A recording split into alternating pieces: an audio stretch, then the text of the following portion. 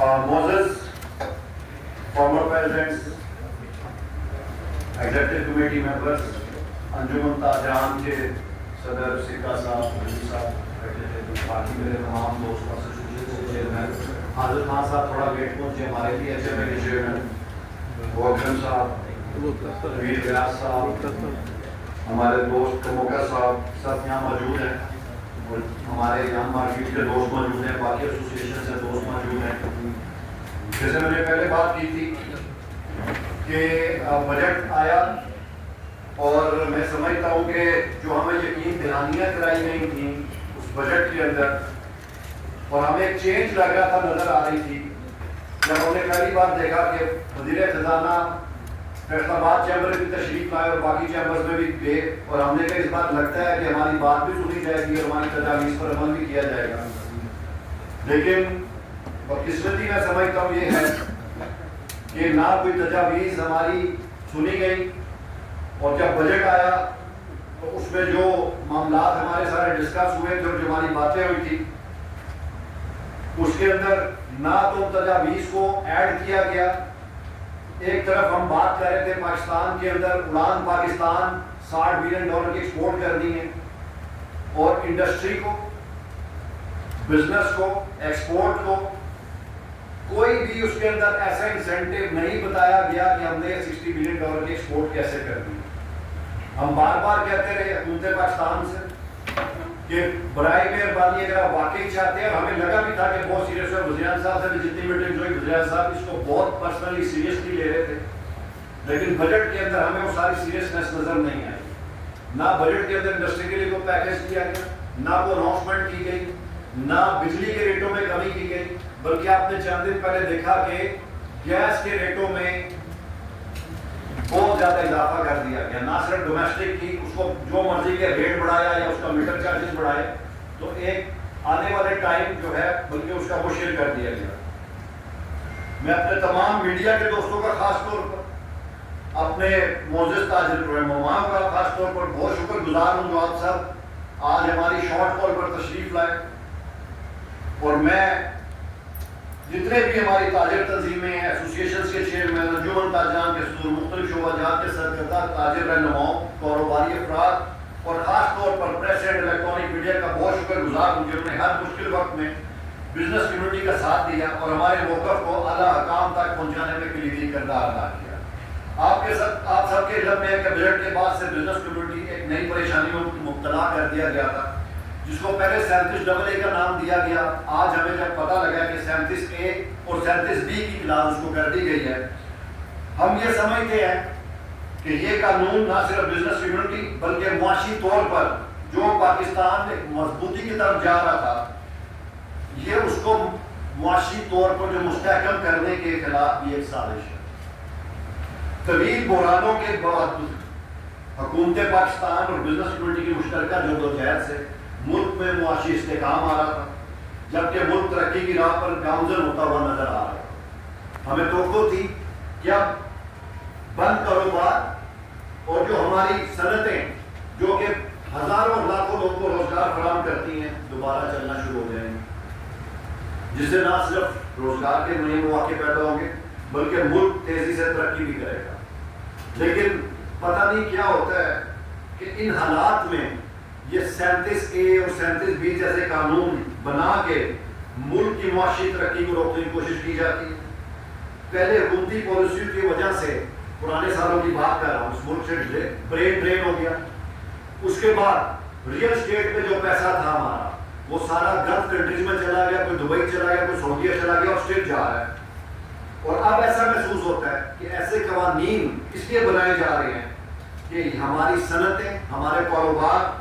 کی بیرون ملک منتقلی کی بھی راہ ہموار کی جا رہی ہے. ہمیں تو ایسا محسوس ہو رہا ہے، اور مجھے یوں لگتا ہے کہ یہ نہ صرف پاکستان کی معاشی ترقی کے خلاف سازش ہے بلکہ اس حکومت کے خلاف بھی سازش کی جا رہی ہے. اس قسم کے قوانین بنائے جا رہے ہیں جس سے اس حکومت کی جو معاشی پالیسیاں تھیں ان کو غیر مستحکم کیا جائے، ان کو کمزور کیا جائے، تاکہ ملک کے اندر جو ہم ایک مضبوطی دیکھ رہے تھے، ہم آنے والے دنوں میں بڑے پر امید تھے کہ نہ صرف پاکستان کی ایکسپورٹ بڑھے گی یہاں پر انڈسٹری اور لگے گی اور جو ہمارا انویسٹر اس ملک سے چلا گیا وہ واپس آئے گا. میری آج آپ تمام دوستوں کے ہمراہ ہمارے میڈیا کے تھرو وزیر اعظم پاکستان جناب میاں محمد شہباز شریف صاحب، وزیر خزانہ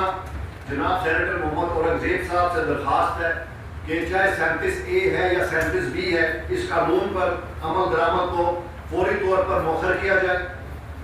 وزیر اعظم ملک کے تمام بڑے چیمبرز کے صدور کو بلائیں جس طرح انہوں نے آگے میٹنگز کی، اور ہماری مشاورت سے اس میں تبدیلیاں لائیں تاکہ اس ملک کے اندر جو معاشی استحکام نظر آ رہا تھا اس کا استحکام کنٹینیو رہے. اور ہم یہ بھی واضح کر دینا چاہتے ہیں کہ پاکستان کی بزنس کمیونٹی، خاص طور پہ فیصل آباد کی business community, flying invoices, sale tax کے فراڈ اور انکم ٹیکس کی چوری کے بھرپور طریقے سے خلاف ہے. لیکن ہم کسی جو جینوئن ٹیکس پیئر ہے اس کے خلاف کسی بھی قسم کی زیادتی نہیں ہوتی. اگر حکومت واقعی چاہتی ہے ملک میں ٹیکس نیٹ کو بڑھایا جائے تو ہماری تجویز ہے معیشت کو AI ڈیجیٹلائز کیا جائے، AI کا یوز کیا جائے. بالکل رقم جو ہے حکومت کے پاس بینکوں میں ہے. ابھی یہ بات ہو رہی تھی دنیا میں یا ٹیکس پیئر ہوتا ہے یا ٹیکس چور ہوتا ہے. ہمارے ملک میں کھڑکی کھول دی گئی کہ ٹیکس فائلر اور نان ٹیکس فائلر. آج نئی یہ کلاس ہمیں بتائی گئی کہ ایلیجیبل اور نان ایلیجیبل. کیا واقعی ہم اس ملک کو واقعی صحیح طریقے سے چلانا چاہتے ہیں؟ تو برائے مہربانی جس طرح وزیر اعظم صاحب ہم نے آپ سے تب بھی درخواست کی تھی اس ملک کے اندر یہ والی ونڈو کو بند کیا جائے، یا فائلر ہو یا ٹیکس چور ہو، اسی طرح یا سیل ٹیکس ہو یا ٹیکس چور ہو. اس سسٹم کو جب تک آپ ختم نہیں کریں گے اس ملک میں کرپشن کا بازار بھی بڑھے گا، اور ہمارے وہ دوست جو اس کرپشن کے اندر انوالو ہیں ان کی دہاڑیاں اسی طرح لگتی رہیں گی بلکہ شاید بڑھ جائیں گی. میں آپ میڈیا کے دوستوں کو آج یہ بھی بتانا چاہتا ہوں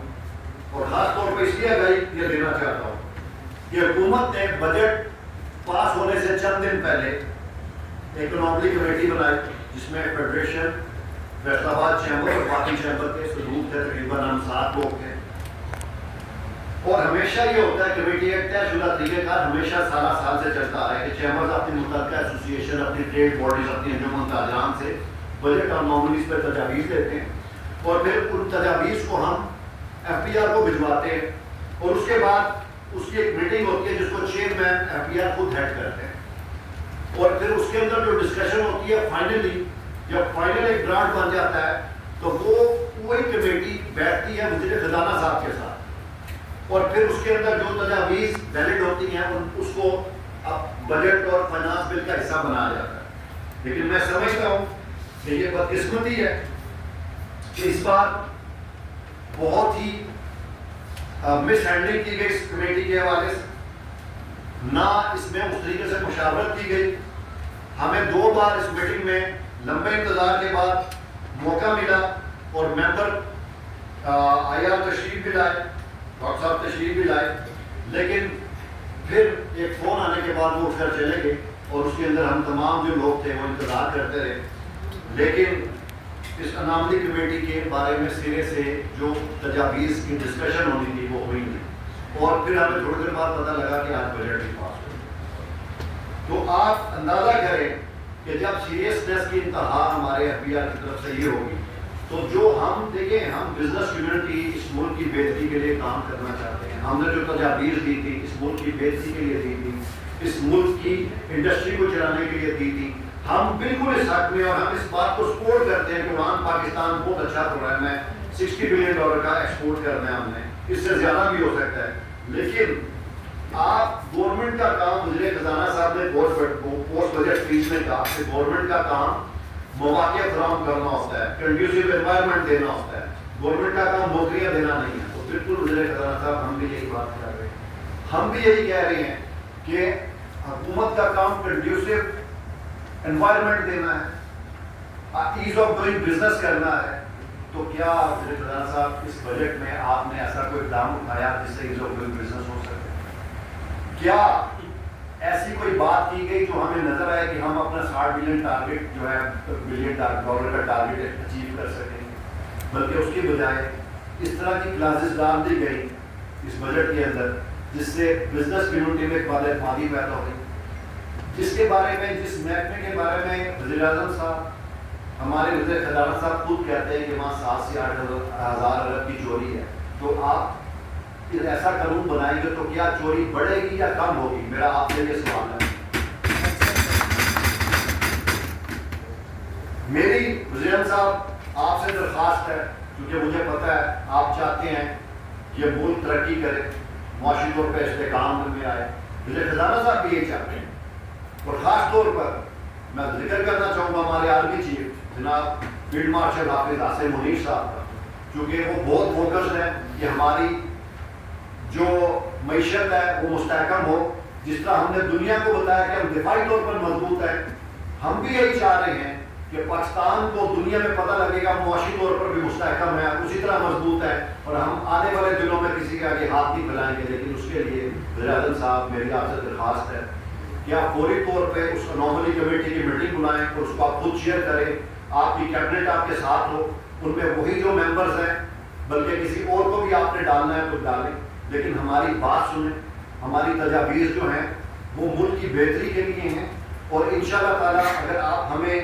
سنیں گے، ہمارے تمام چیمبر کے جو پریزیڈنٹس ہیں ان کے ساتھ بیٹھیں گے،